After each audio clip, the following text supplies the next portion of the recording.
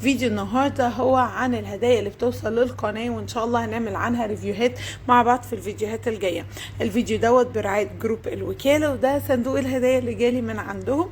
انا جوزي كان في مصر اجازه كده اسبوع 10 ايام، وكنت موصيان هو يشتري لي خامات معينه وشموع وحاجات جديده كده ان شاء الله هتشوفوها معايا من جروب الوكاله. وجالي مع الصندوق بتاعي صندوق هديه مخصوص للقناه بتاعتنا، وزي ما انتم شايفين مكتوب ان هو هديه مخصوصه من الوكاله لقناه تسبيح الابحر. الصراحه الكتابه دي بتبسطني جدا.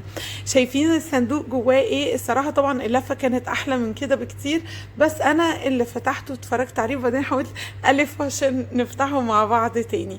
بس الصراحه الحاجه بتجيلي ملفوفه حلو جدا، ولانها طبعا بتجيلي سفر وكده والحمد لله الحاجه كلها بتيجي سليمه. تعالوا نتفرج مع بعض نشوف ايه الحاجات اللي جت. طبعا يا جماعه اللينك بتاع الجروب هتلاقوه تحت في الديسكريبشن بوكس صندوق الوصف. واول حاجه انتوا شايفينها دي لوحه الكانفاس. اللوحه دي نقدر بيترسم عليها طبعا لوحات، بتعمل عليها ديكوباج، بتعمل عليها فنون كتير جدا، وطبعا نقدر نعمل عليها كمان الريزن، بس لازم يتعمل لها شغل معين عشان تطلعوا الريزن مظبوط، وان شاء الله يا رب نجربها مع بعض. تاني حاجة بقى واللي كانت جميلة قوي المرايات الحلوة دي. طبعا هما المرايات مش الحجم الكبير، حجم الوسط. انا معرفش لو في اصغر منهم او لا، بس هما حجمهم وسط، هما حجمهم مناسب جدا صراحة. بس الحلو ان هم مكتوب ان هما هدايا للبنات، للثلاث بنات بناتي، فصراحة هم انبسطوا بيهم جدا جدا يعني.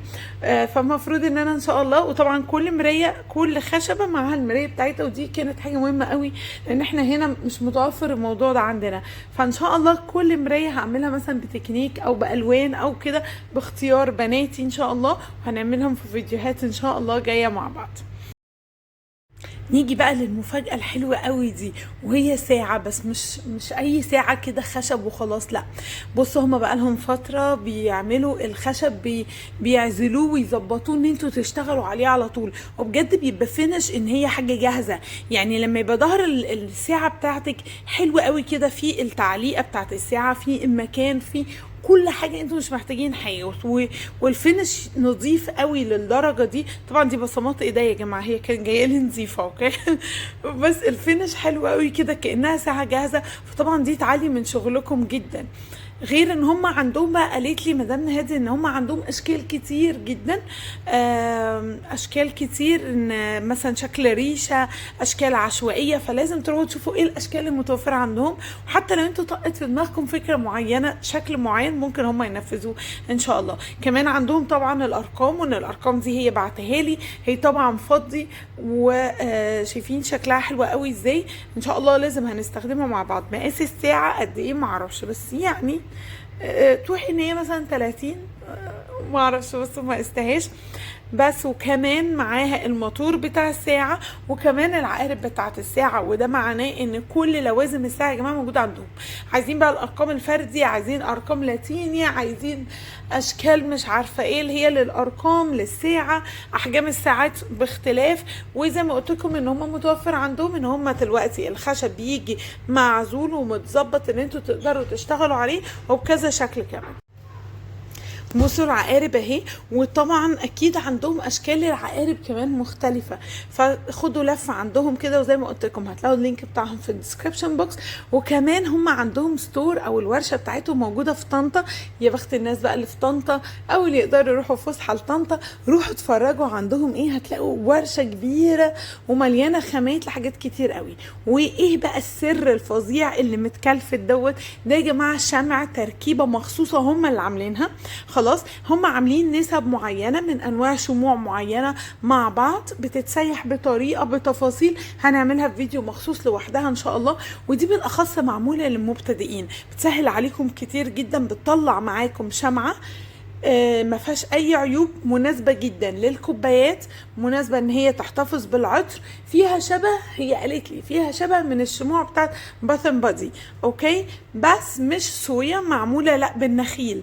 ايه التفاصيل، ازاي، امتى، فين، كل الحاجات دي ان شاء الله هنشوفها في فيديو لوحده ان شاء الله، ونشوف ايه المكونات بتاعتها وبتتسيح ازاي، ونقدر نشتغل بيها ازاي. ودي كانت الهدايا اللي جات لي من جروب الوكاله المره دي، وهم بقالهم مثلا بتهيألي بقالنا مثلا 3 سنين ولا حاجه على طول بنتعامل مع بعض، على طول بيبعتوا هدايا علشان خاطر خامات، عشان خاطر اعمل لكم بيها ريفيوهات في القناة، فتقدروا تتعرفوا على خاماتهم وتقدروا تتعاملوا معاهم. طيب حاجة بقى من الحاجات اللي انا اشتريتها بس حابة ان انا افرجها لكم، وهي الصناديق بتاعت التغليف دي. الصراحة انا عجبتني، وانا كنت طالباها مخصوص لان انا كنت بدور عليها هنا مش لاقياها. وهي الصناديق دي عندهم مقاسات، عندهم تقريبا ده المقاس الوسط، لان هي عندها مقاس اصغر منه كمان ومقاس اكبر. ممكن يكون ده واسع شوية على البابل الصغيرة، بس ممكن نحط معاها حاجات وبشكلها حلو قوي. ده بصوا المقاس الكبير مناسب للبابل الكبيرة، اوكي، للشمعة الكبيرة. وكمان العلبة دي يا جماعة هوريكم شكلها. بصوا هما بيبقوا جايين شكلهم كده، طبعا انتوا بقى بتقفلوهم، تقفلهم سهل جدا. طبعا اللي يواجه مشكله حتى تقدروا تتناقشوا مع مدام نهاد، يعني هي ما بتتاخرش ابدا ابدا، وهتلاقوها بتقول لكم كل التفاصيل. ان احنا نتنيه ونركبه، الموضوع سهل جدا يا جماعه، ما فيهوش اي مشكله خالص. واسعاره كانت بسيطه قوي، بس انا مش قادره افتكر الصراحه الاسعار، لان انا كنت شاريه حاجات كتير مع بعض، فما مش قادره افتكر الاسعار دلوقتي. بس تقدروا تتواصلوا معاهم عن طريق اللينك الموجود في الديسكريبشن بوكس، وكمان تقدروا تتواصلوا معاهم عن طريق الواتساب وبصوا والفيسبوك. يعني ما فيش اي مشكله، تقدروا تتواصلوا وتعرفوا كل التفاصيل اللي انتوا عاوزينها. وبجد اتفرجوا يا جماعه، عندهم خامات ديكوباج، صلصال حراري، ريزن، كونكريت. وطبعا انتوا عارفين لان جالنا من عندهم قبل كده هديه كونكريت. بصوا بقى العلبه الحلوه قوي دي، انا انبسطت قوي الصراحه لما لقيتها، انا كنت بدور عليها. دي طبعا مناسبه جدا للشمعه الوارده، وكمان مناسبه قوي لعلاقات العربيه بتاعه الريزن. الحاجات دي هتبقى مناسبه جدا جدا جدا. فبتجيلكم عامله كده، يعني جزئيه ورق والجزئيه الشفافه. طبعا ده بتتنوه وده بتتنوه، بيركب على بعض وبتبقى نتيجته حلوه قوي.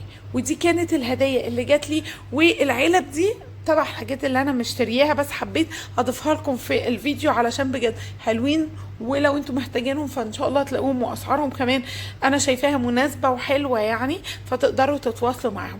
طبعا حابه افكركم ان الجروب دوت او الفيديو برعايه جروب الوكاله، هتلاقوا اللينك بتاعهم في الديسكريبشن بوكس، وكمان ليهم ستور في طنطا تقدروا تزوروهم. كمان ان شاء الله استنوا فيديوهات جايه كتير، هتكون ريفيوهات عن كل الخامات اللي جات لنا، ولسه قدامنا كتير. فاللي لسه مشتركش في القناه ينزل بسرعه يشترك في القناه، فعل الجرس على اختيار كل عشان يوصلكم كل الفيديوهات الجديده.